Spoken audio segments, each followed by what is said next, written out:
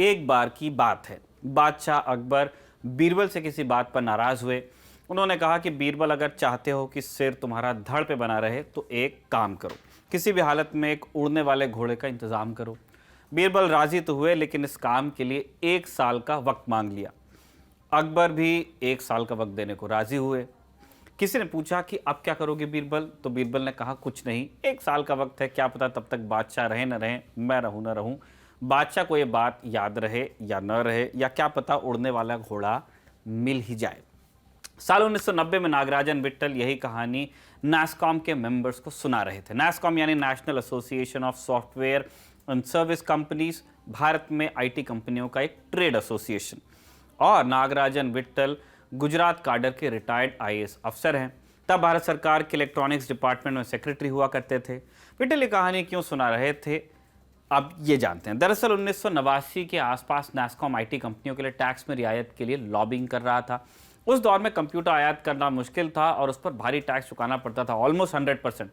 Whittle industry के supporter हुआ करते थे।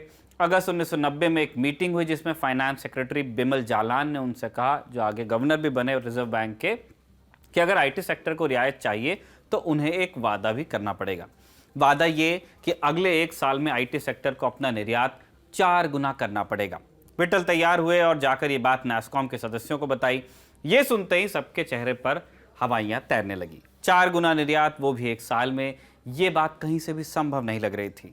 और तब विट्टल ने उन्हें अकबर बीरबल की कहानी सुनाते हुए कहा, चिंता की कोई बात नहीं, क्या पता 1 साल में क्या हो, क्या पता बादशाह रहे न रहे, हम रहे न रहे, और क्या पता उड़ने वाला घोड़ा ही मिल जाए। जैसा कि हम जानते हैं, विट्ठल को उड़ने वाला घोड़ा मिला और घोड़ा ऐसा उड़ा कि 5 साल में भारत का आईटी सेक्टर 170 करोड़ से 1900 करोड़ तक पहुंच गया, जिसमें से 1100 करोड़ तो सिर्फ निर्यात से आ रहे थे।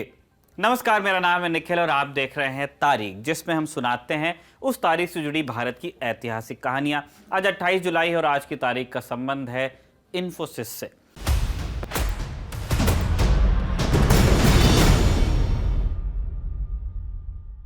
साल 2010 में आज ही के दिन ब्रिटिश प्रधानमंत्री डेविड कैमरून ने अपने भारत दौरे के दौरान बेंगलुरु में इन्फोसिस हेडक्वार्टर का दौरा किया था। इसी बहाने हमने सोचा कि क्यों ना इन्फोसिस के इतिहास पर एक नज़र डाली जाए, क्योंकि इन्फोसिस का इतिहास सिर्फ एक कंपनी का इतिहास नहीं है, भारत की आईटी क्रांति का इतिहास भी है। 1991 में उदारवाद के बाद आईटी क्षेत्र कैसे बदला, इन्फोसिस की शुरुआत कैसे हुई, 10,000 से शुरू हुई एक कंपनी कैसे $100 बिलियन की कंपनी बनी, आज इन सब सवालों का जवाब ढूंढने की कोशिश की जाएगी। 52 इस नाम की एक वेबसाइट है। वेदिका कांत ने इन्फोसिस के इतिहास पर एक बेहतरीन आर्टिकल लिखा है। ऊपर जो किस्सा हमने आपको सुनाया वो इसी आर्टिकल से हमने लिया। वेदिका लिखती हैं कि 1990 में हालात ऐसे हो गए थे कि इन्फोसिस को बेचने की बात उठने लगी थी। साल 1993 में जब कंपनी ने अपना आईपीओ निकाला तो कंपनी के फाउंडर एन नारायण मूर्ति के दोस्त भी इसके शेयर खरीदना नहीं चाहते थे। लेकिन जल्दी सब कुछ बदला। कैसे? पूरी कहानी जानने के लिए शुरू से शुरू करते हैं। भारत जब आज़ाद हुआ तो हमारे पास गिनती के 2500 इंजीनियर थे, वो भी सब सिविल इंजीनियर। इसी के चलते आईआईटी जैसे संस्थानों की शुरुआत हुई ताकि भारत में टेक्निकल वर्कफोर्स पैदा हो सके और रिसर्च हो। ज़्यादा बड़ा लक्ष्य रिसर्च था और साथ साथ टेक्निकल वर्कफोर्स बनाना। इन्हीं में से एक आईआईटी कानपुर भी था, जिसे 9 अमेरिकन विश्वविद्यालयों की मदद से खोला गया था। वहीं से आईआईटी कानपुर को अपना पहला कंप्यूटर भी मिला, IBM 620। इस नाम की इस मशीन पर सॉफ्टवेयर डेवलपर्स की एक पूरी जनरेशन ने ट्रेनिंग ली। इसमें से एक थे नागवारा रामाराव नारायण मूर्ति। कर्नाटक के एक छोटे से गांव में पैदा हुए नारायण मूर्ति ने मैसूर विश्वविद्यालय से इंजीनियरिंग की डिग्री ली। वो इलेक्ट्रिकल इंजीनियर बनना चाहते थे, लेकिन फिर जब मास्टर्स के लिए आईआईटी कानपुर पहुंचे तो यहाँ कंप्यूटर में दिल लगाया।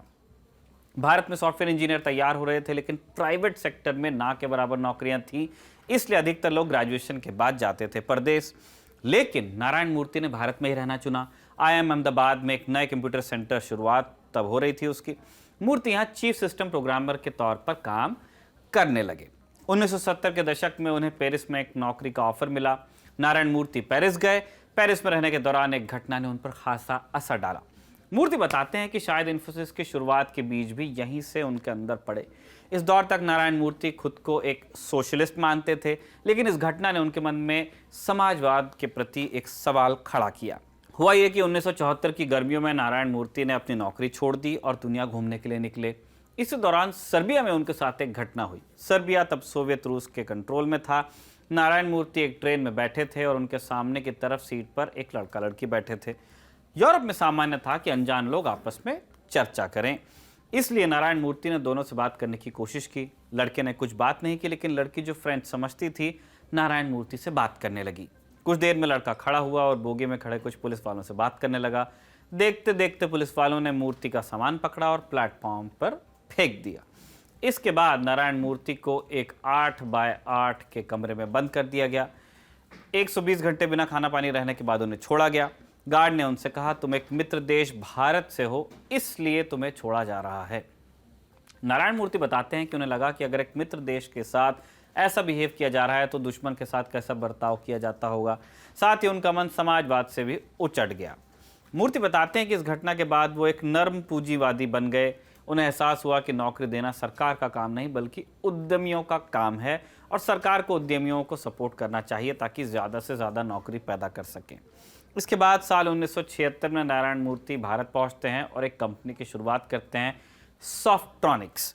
लेकिन देश में तब टेक कंपनीज के लिए माहौल बहुत अच्छा नहीं था। जनता पार्टी ने IBM को देश से बाहर निकाल दिया था। इसके अलावा कंप्यूटर से नौकरियां खत्म हो जाएंगी, ऐसी बातें तब खूब होती थी। इन्हीं सब के चलते सॉफ्ट्रॉनिक्स को क्लाइंट मिलने में बहुत दिक्कत हुई और कंपनी एक ही साल में बंद करनी पड़ी। उस दौर में सरकार की तरफ से कंप्यूटर आयात पर सख्ती थी, लेकिन एक लूप होल था जिसका उपयोग कर TCS और पाटनी कंप्यूटर जैसी कंपनियों ने अपने लिए मौका खोजा था। नियम यह था कि आप कंप्यूटर आयात कर सकते थे, लेकिन सिर्फ तभी जब आपके दोगुने मूल्य का निर्यात आप करें। पाटनी कंप्यूटर्स की शुरुआत एक IT ग्रेजुएट ने ही की थी, नाम था नरेंद्र पाटनी। अमेरिका में तब सॉफ्टवेयर पर बहुत काम हो रहा था। अमेरिका की एक कंपनी लेक्सिस नाम का एक डेटाबेस तैयार कर रही थी जिसमें अदालती फैसलों और कागजातों का डेटा डाला जाता था। नरेंद्र पाटनी को इसमें मौका दिखा। भारत में डेटा एंट्री करवाना सस्ता था, इसलिए पाटनी कंप्यूटर्स ने यह ठेका अपने हाथ में लिया। 1976 में पाटनी कंप्यूटर्स ने डेटा जनरल नाम की एक कंपनी से डील की और न सिर्फ डेटा एंट्री बल्कि सॉफ्टवेयर डेवलपमेंट का काम भी हासिल किया।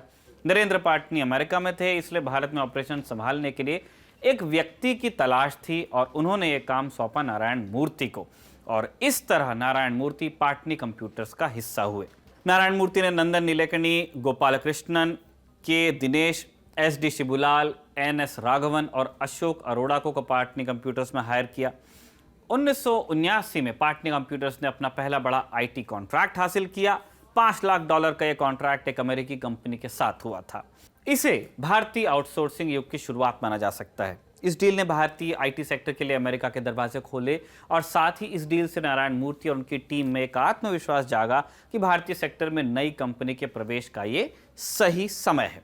नारायण मूर्ति ने अपने साथ सहकर्मियों के साथ मिलकर 1981 में इन्फोसिस की शुरुआत की।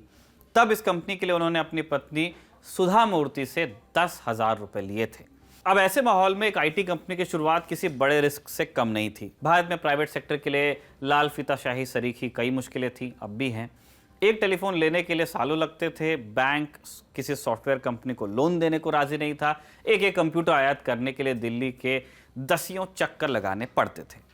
दूसरी दिक्कत, IT के अधिकतर क्लाइंट बाहर थे। ऐसे में विदेश जाना अपने आप में और बड़ी मुश्किल थी। डॉलर की कमी थी और एक्सचेंज से विदेश दौरे के लिए एक दिन का $8 मिलता था। एक ट्रिप के लिए रिजर्व बैंक से मंजूरी लेनी पड़ती थी। इसके अलावा एक बड़ी दिक्कत थी डेटा ट्रांसफर की। आज की तरह हाई स्पीड इंटरनेट नहीं था और विदेश संचार का सारा काम एक सरकारी कंपनी विदेश सेवा निगम लिमिटेड VSNL के जिम्मे था। कंपनी अपना सैटेलाइट स्टेशन लगा नहीं सकती थी। ऐसे में डेटा ट्रांसफर में बहुत दिक्कत होती थी। तब साल 1985 में टेक्सास इंस्ट्रूमेंट्स नाम की एक अमेरिकन कंपनी ने इस दिशा में काम किया और बेंगलुरु और ह्यूस्टन के बीच पहला सैटेलाइट लिंक स्थापित किया। उस दौर में नागराजन विट्ठल भारत सरकार में डिपार्टमेंट ऑफ इलेक्ट्रॉनिक्स से जुड़े। उनके दौर में सरकार ने बेंगलुरु में एक सॉफ्टवेयर टेक्नोलॉजी पार्क को मंजूरी दी ताकि IT कंपनियों के लिए एक स्पेशल जोन तैयार हो। साथ ही VSNL की तरफ से IT पार्क को एक सैटेलाइट लिंक भी दिया गया ताकि हाई स्पीड नेटवर्क से विदेशों तक सर्विसेज पहुंचाई जा सकें।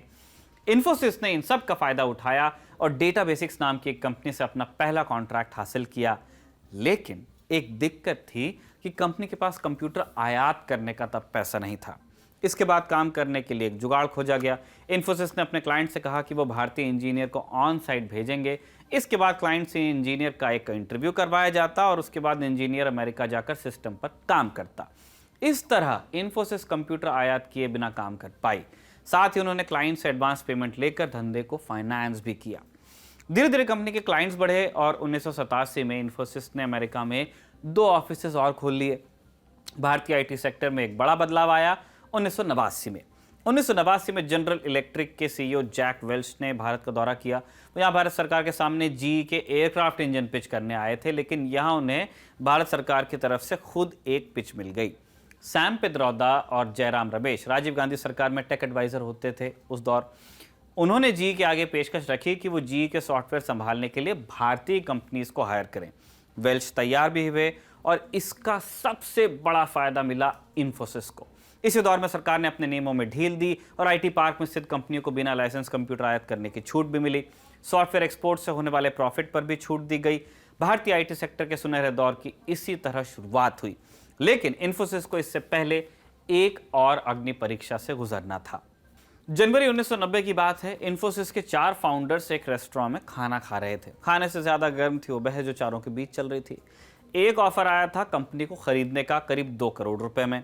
करीब 1 साल पहले ही कंपनी मुश्किल से दिवालिया होने से बची थी। ऐसे में 2 करोड़ का ऑफर मुनाफे का लगता था। 3 लोग कंपनी बेचने को तैयार थे, लेकिन नारायण मूर्ति ने साफ मना किया। 1 घंटे चली बहस में उन्होंने बाकी साथियों को इस बात के लिए राजी कर लिया और कंपनी बिकते बिकते बची। भविष्य ने नारायण मूर्ति के इस फैसले को सही भी साबित किया।